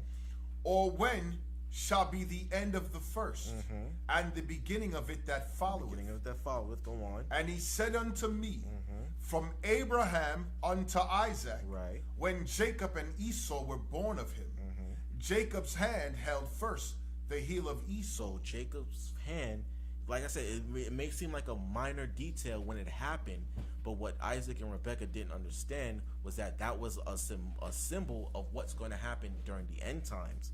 Read it again, that last precept. And he said unto me, from Abraham unto Isaac, when Jacob and Esau were born of him, Jacob's hand held first the heel of Esau. For Esau is the end of the world. Esau is the end of the world. He's going to be the last ruling empire, and then... And Jacob is the beginning of it that follows. Jacob's going to be in the beginning of it that follows. Read verse 10. The hand of man is betwixt the heel and the hand. The hand of man. So the hand of man, everything is hanging on this action right here. That's what that means. Everything is riding on that particular event right there. Jacob is going to have to pull Esau down by his heel to supplant him, because that's what Jacob means, right? Write that down. Jacob means supplanter, right? Supplanter means someone who overtakes someone else. We're going to have to pull him by the heel, pull him down, and climb over him to reach the top. Can you spell that? Supplanter? C-U. No, Oh, S-U. S-U. I'm sorry, Salakia. S-U-P-P-L-A-N-T-E-R. Supplanter. Supplanter. Or he who supplants, whatever. Where'd I get C-U from? Okay. Let's go back to Genesis 25. Verse 26, read it again. Yes. Back to Genesis chapter 25, verse 26. And after that came his brother out, and his hand took hold on Esau's heel. Right. And his name was called Jacob, or Wyquab. And Isaac was 80 years old when she bare them. Right. Go on. And the boys grew, and Esau was a cunning hunter, Right. a man of the field, and Jacob was a plain man, dwelling in tents. So right there, you see how it says the two manner of people. Jacob was Esau was a hunter, a man in the field. And that's what, and you still look at the so-called white man. That's what he does. He goes out in the hunt. He's out in the field, climbing mountains, bungee jumping, skydiving, deep sea diving, all kinds of things that Jacob's just like, nah, I'm not into all of that. It says Jacob was a plain man dwelling in tents. Jacob liked to chill. Jacob liked to relax.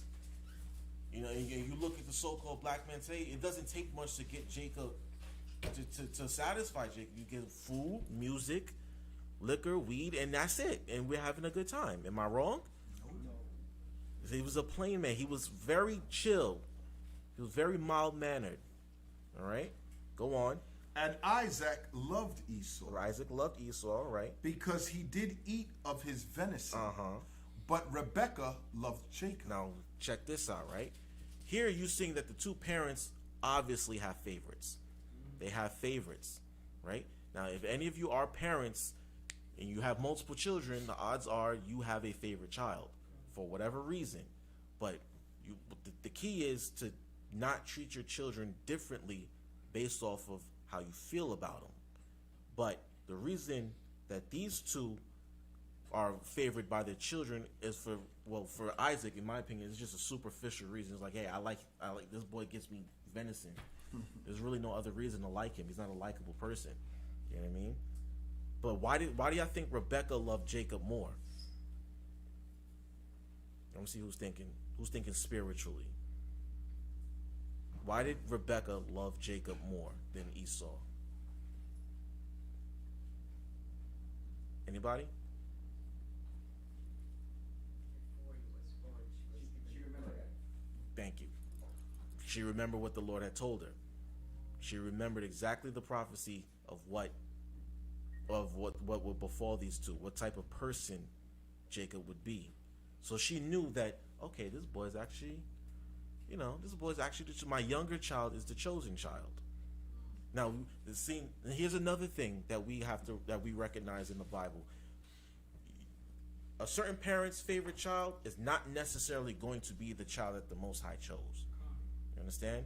You can have a firstborn child, and the firstborn gets all these promises in the law and all this here, but the Most High will probably choose another child based off that child's spirit. You understand? So when we look at Isaac and Rebekah and Jacob and Esau, we see who is actually chosen here and who's preferred. Why? Well, the Lord had it this way, and we thinking somewhere else. Remember, the Lord's thoughts are different than ours. Go ahead, Elder. A good example there is David. Exactly. 6 or 7 of his brothers got passed over before he got chosen. You would think that the firstborn brother would be the chosen one, but he was born 7th, and yet he was the king. You know what I mean? So from there. Oh, I'm sorry, Sabbath. Go ahead. I'm sorry. There's something I always ask myself. There's one is called Women Intuition. Mm-hmm. Right? And if you read it, women are more spiritual. Straight up. So when you look at it, when you go into Sarah, when you go into Rebecca, right, they're more spiritual with it. Where we were thinking more on a carnal level. Right. They were thinking more on the spiritual level. Mm-hmm. And spiritual play. Because women are more in tune with their emotions and their spirit than we are. Straight up. I agree 1,000%. Because, like the sister said, she remembered what the Lord had said regarding the birth. But remember, it was Isaac who went to the Most High for her, right? But yet she remembers what was said. Why didn't Isaac remember? Because, like you said, he's thinking carnally. He's like, this boy gives me good venison. He out here hunting and whatnot. And you would think, right? You would think that the Most High would choose a man like Esau because he's a go-getter. He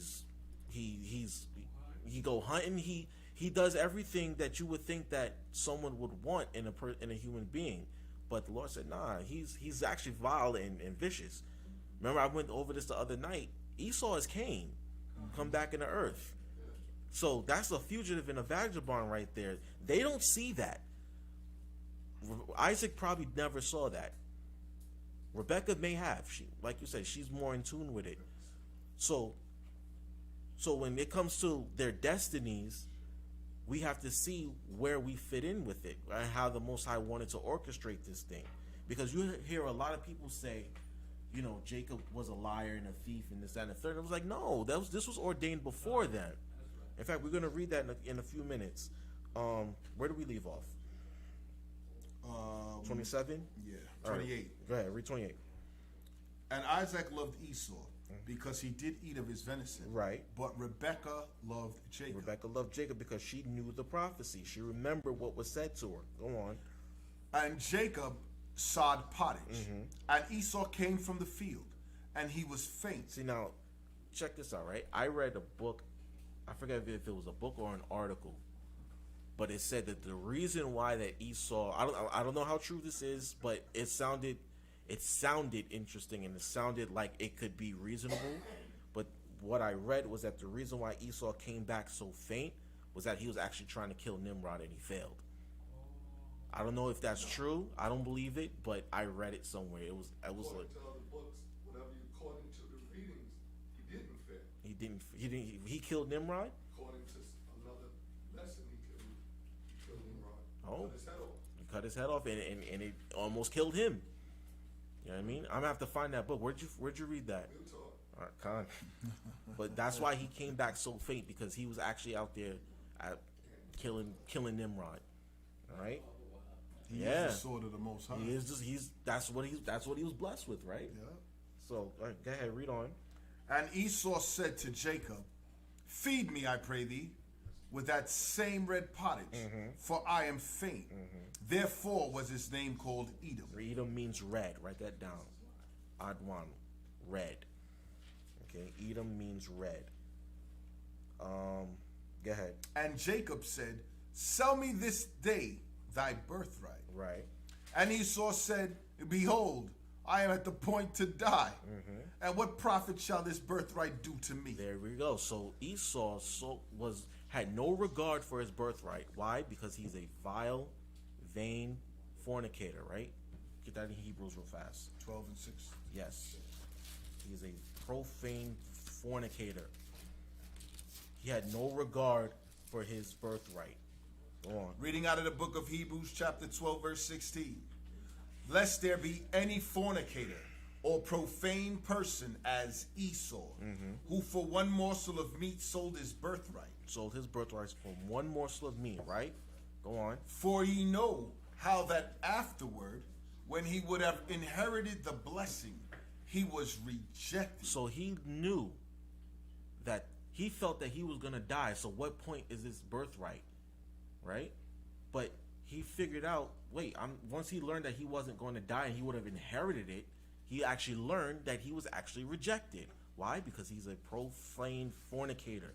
He's a wicked man. Remember, this is Cain. I want you to remember, this is Cain's spirit in a new body. All right? All right, let's go back to it. And Esau said, behold, I am at the point to die. And what profit shall this birthright do to me? And Jacob said, swear to me this day. And he sware unto him. And he sold his birthright unto Jacob. Right. Then Jacob gave Esau bread and pottage of lentils. Okay. And he did eat and drink and rose up and went his way. Thus Esau despised his birthright. All right, now we're going to jump down to 27, and we'll try to speed this up because we're almost out of time. Start at 27 and 1 and read rather quickly. Reading out of the book of Genesis, chapter 21, verse 1. No, 27. 27, verse 1. Oh, you said 21. I'm sorry. no, my bad. Reading out of the book of Genesis, chapter 27, verse 1. And it came to pass that when Isaac was old and his eyes were dim, so that he could not see, he called Esau his eldest son, and said unto him, my son. And he said unto him, behold, here I am. And he said, behold, now I am old. I know not the day of my death. Now therefore take, I pray thee, thy weapons, thy quiver, and thy bow, and go out to the field and take me some venison. So, real quick, you see how Isaac is, not in the spirit world. He's not thinking spiritually. He's just thinking about filling his belly with Esau's venison. Go on. And make me savory meat, such as I love, and bring it to me, that I may eat, that my soul may bless thee before I die. There you go. Go ahead. He just want to fill his belly before he dies. Go on. And Rebekah heard when Isaac spake to Esau his son. And Esau went to the field to hunt for venison and to bring it. And Rebekah spake unto Jacob her son, saying, behold, I heard thy father speak unto Esau thy brother, saying, bring me venison, and make me savory meat, that I may eat, and bless thee before the Lord before my death. So there now Rebecca's starting to scheme a little bit here. She heard what Isaac said to Esau. She was like, nah, I gotta act now. Because, like we said before, she knew the prophecy. She remembered what was said. Now, if they trying to do something here to combat that, she felt that in her spirit, she had to do something to combat that to make sure that the prophecy was going to go through. Go on. Now therefore, my son, obey my voice according to that which I command thee. Go now to the flock, and fetch me from thence 2 good kids of the goats, and I will make them savory meat for thy father, such as he loveth. And thou shalt bring it to thy father, that he may eat, and that he may bless thee before his death. And Jacob said to Rebekah his mother, Behold, Esau my brother is a hairy man, and I am a smooth man. So Jacob's like, how's this going to work? He's going to know off rip that is not me. Go on. My father peradventure will feel me, and I shall seem to him as a deceiver, and I shall bring a curse upon me, and not a blessing. And his mother said unto him, Upon me be thy curse. On me be thy curse.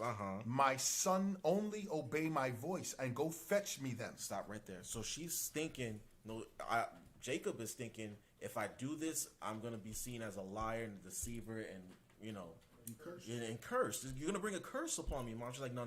I'll take on the curse. But was it really a curse? Would he have really been cursed?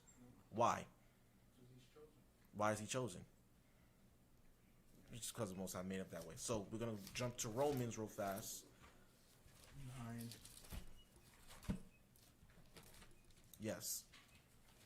9 and 10. 9, 10, and 11. Reading out of the book of Romans. 12. Reading out of the book of Romans, chapter 9. Verse 10. And not only this, but when Rebekah also had conceived by one, even by our father Isaac. Right. For the children being not yet born. Not yet born, right. Neither having done any good or evil. They haven't done anything yet. They weren't even born yet. Go on. That the purpose of the Most High according to election might stand. Not of works, right, but of him that calleth. Right. Go ahead. It was said unto her, the elder shall serve the younger. So she remembered all of that. Like the sister said earlier, she remembered what the prophecy was. So when she's saying all of this, she's like, nah, that's not what the prophecy said. He's not supposed to get that blessing. Jacob is. Jacob, you need to act. Right? She's thinking spiritually now. But not seeing how they haven't done anything. And Jacob's like, I can't do this. This is trickery and deception. I can't do this. But what he's not realizing is that the Most High is at work here also. Go on. Verse 14, reading out of the book of Genesis 27. And he went and fetched and brought them to his mother. And his mother made savory meat, such as his father loved. And Rebekah took goodly raiment of her eldest son Esau, which were with her in the house, and put them upon Jacob, her younger son. And she put the skins of the kids of the goats upon his hands, and upon the smooth of his neck. And she gave the savory meat and the bread, which she had prepared, into the hand of her son Jacob. And when he came unto his father and said, My father, and he said, Here I am. Who art thou, my son? And Jacob said unto his father, I am Esau, thy firstborn. I have done according as thou badest me. Arise, I pray thee, sit and eat of my venison. Jump down to 22. Verse 22. And Jacob went near unto Isaac his father, and he felt him, and said, The voice of Jacob's voice, the voice is Jacob's voice, but the hands are the hands of Esau. So he's like, it sounds like Jacob, but it feels like Esau. Go on. And he discerned him not. He couldn't tell. Because his hands were hairy. His hands were hairy. As his brother Esau's hands.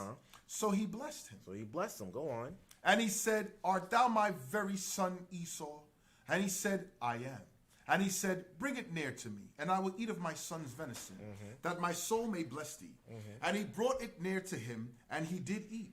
And he brought him wine, and he drank. And his father Isaac said unto him, Come near now, and kiss me, my son.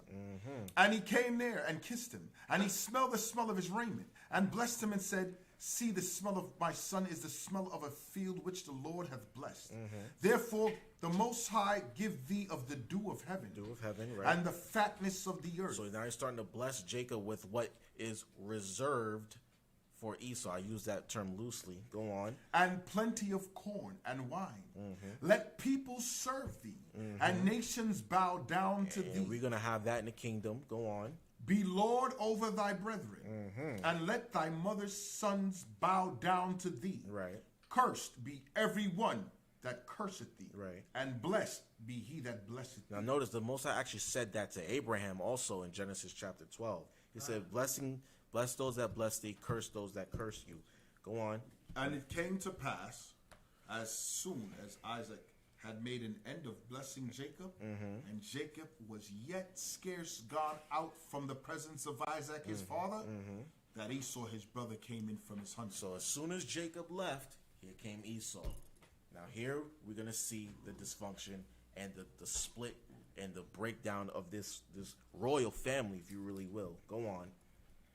Verse 31.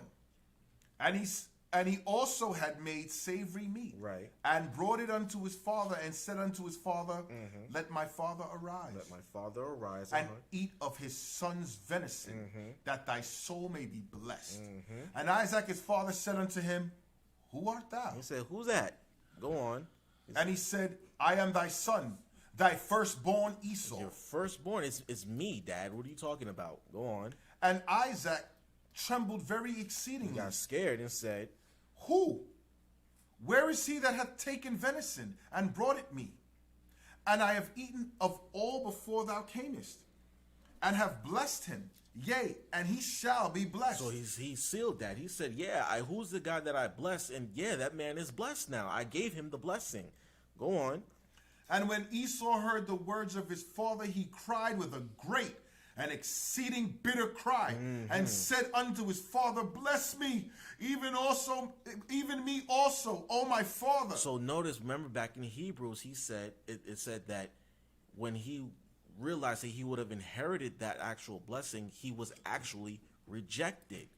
But when we read earlier, Esau actually despised his birthright. Go ahead, Love. Most important part about verse 32, he said, I am thy son, thy firstborn. Thy firstborn, That's right. inheritance. There you go. That's, He was that's what he was crying for. exactly. But remember, like we just said, he rejected it in the first place. He sold it for some meat. It didn't mean anything to him. The Most High's word didn't mean anything to him. That's what it ultimately comes down to when it comes to Esau. The Lord don't mean nothing to him. He don't care. He's a vile fornicator, right? He's profane. He didn't care about that birthright. He wouldn't have sold it if he didn't care for it. You know what I mean? I mean, if he cared for it, he wouldn't have sold it to him. So it's not his anyway. Go for it. Go ahead. And he said, Thy brother came with subtlety, and hath taken away thy blessing. And took away your blessing. Now you see Isaac is in on it too. Why? Because this is his favorite son. He said, dang, your brother took your blessing away from him. I don't even think Isaac was aware of the fact that Esau sold it to him. That they negotiated it. He wasn't even aware. He said, no, your brother took it. You know what I mean? That's where people get that his birthright was taken, Right. and realize, no, he sold No, it. he sold it. He rejected it. What good is it? What good is that birthright? I'm about to die. I'm not going to inherit anything. I'm going to die. Go ahead. And he said, Is not he rightly named Jacob? Right. For he hath supplanted me these 2 times. He took away my birthright, took and behold, now he hath taken away my Now blessing. check the lies out. Check the lies out. He just completely glossed over the fact that he sold it to him in the first place. Now he's lying. Esau is a liar. That's what he does. He lies constantly. And he's lying to his father too, which is, remember I spoke about the other night, you're not supposed to lie to your parents either. Go on. And he said, Hast thou not reserved the blessing for me? And now you have nothing left for me, Dad? Go ahead. And Isaac answered and said unto Esau, Behold, I have made him thy lord, and all his brethren have I given to him for servants. Right. And with corn and wine have I sustained him. And what shall I do now unto thee, my son? He said, well, I gave him corn, wine, servants, and all of this. I've made him your ruler. He's going to rule over you nonetheless. So what more can I give you? I have nothing left to give you, son. Go on. And Esau said unto his father, Hast thou but one blessing, my father? One blessing. You have nothing. Just one. Just crumbs, Dad. Please. Go on. Bless me, even me also, O my father. And Esau lifted up his voice and And wept. cried like a baby. You know what I mean? Like just crocodile tears, really. Go on. And Isaac, his father, answered and said unto him. Now, this is where Isaac gets real spiritual, honestly. And then the Most High I really think that the Most High spoke through Isaac to Esau with this. Go on. Behold, thy dwelling shall be the fatness of the earth. So you're going to live in the most abundance of places in the earth. And do they not today? Do not the Europeans just live everywhere, especially where they're not invited, where they're not wanted? You know what I mean? Go on. And of the dew of heaven from above. And by the sword shalt thou live. There it is. Esau, it was blessed. Keyword, blessed with the art of war. No one has created as insane weaponry as Esau. No one has the military might that Esau has. No one has created. Only Esau, only someone who was blessed with the art of war will come up with a nuclear weapon and then teach the entire world how to make them as well. And then tell them, no, you can't have it. Only we can have it. That's his blessing, right? Go on. And shalt serve thy brother. But you're going to serve your brother. Go on. And it shall come to pass, when thou shalt have the dominion, that thou shalt break his yoke from off thy neck. So eventually they actually broke the yoke off of their neck from us. Remember, when you read in the Maccabees, the Edomites that lived at the southern border of the land, we told them, yo, either you come you bend to our ways, or we're gonna slaughter all of you. And eventually they followed suit for a while, but eventually they broke the yoke off their necks. Now, come on, let's jump ahead because we're running out of time. Read 41. 41. And Esau hated Jacob because of the blessing wherewith his father blessed him. They say Esau hated Jacob. Why? Why? Wherewith his father blessed him, right? He said, no, wait, let's check this out, right? Esau was the firstborn. He was supposed to receive the inheritance. He was about to die, right? He saw that his brother was cooking some red meat and said, give me the red meat, I'll sell you my birthright. Esau actually winds up living, thinking that he's going to, that deal that he made with Jacob doesn't stand anymore, so now he's two-faced, right? Then, when Isaac is about to die, or he thinks he's going to die, Jacob steps in and actually cashes in on the birthright. Esau comes back and says, wait, that's my birthright. But you gave it to him a long time ago, and now you're angry with him because your works were wicked. Like I said the other night, it's the same thing Cain did. He brought the wrong sacrifice, right? And when his brother was found more righteous than him, he got mad and wants to kill him. Esau gave his birthright up, essentially giving the wrong sacrifice. You sacrificed the wrong thing, sir. You could have sacrificed something else. The Most High's word means nothing to you, just like it meant nothing to Cain. And now that you saw that your brother was accepted and you were rejected, now you want to do what? Go ahead, finish it up. Wherewith his father blessed him, and Esau said in his heart, the days of mourning for my father are at hand. Then will I slay my brother Jacob. Now you want to kill him because you're the wicked one. You want to kill him because you're wicked.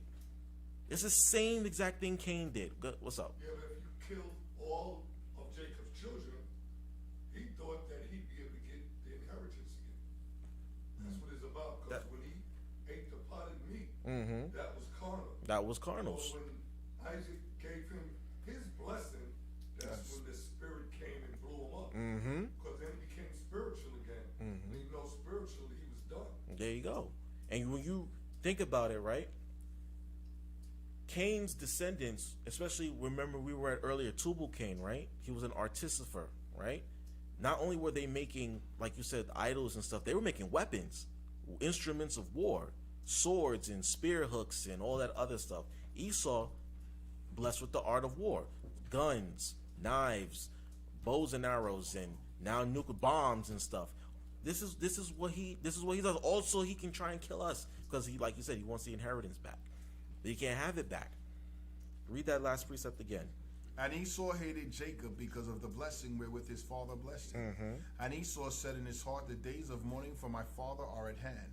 Then will I slay my brother. So you see how, again, sin crept in and started to drive a wedge between a man and his brother. Why? Because one was wicked, the other was the one was righteous. Just like Cain and Abel, one was wicked, the other was righteous. So it drove the wicked one to try and kill the righteous one.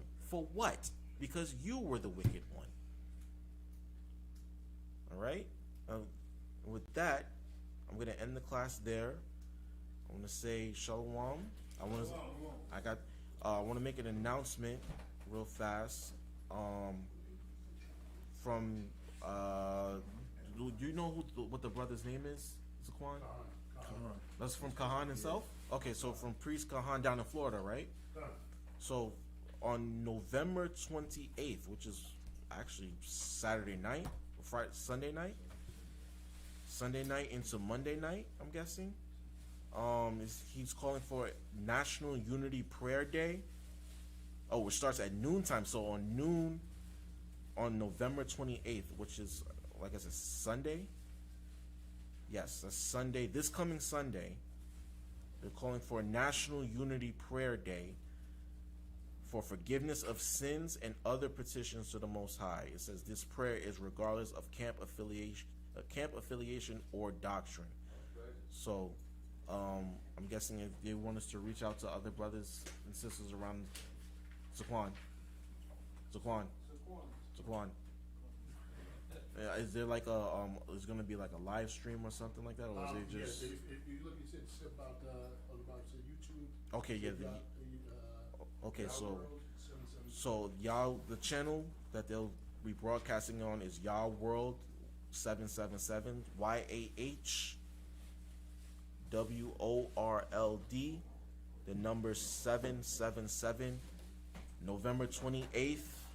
This coming Sunday starting at noon. Okay? Starting at noon. They're gonna start a National Unity Prayer Day. Alright?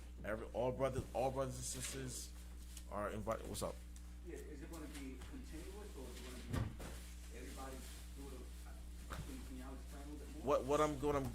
What I'm guessing is that there's going to be a live stream on that channel starting at noon, and there will probably be different brothers praying. I'm not exactly sure.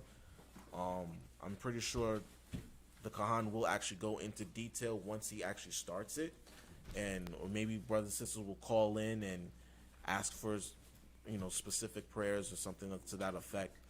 I'm pretty sure more information will come out, especially tomorrow, as the Sabbath goes on. But yeah, that's what they want to do. They want to do a National Unity Prayer Day, starting at 12 noon on Sunday, November 28th. Again, the channel is Yah World 777 YAHWORLD 777. All Israel is encouraged to participate, of course. No matter what your camp is, no matter what your doctrine is, you're invited. Okay.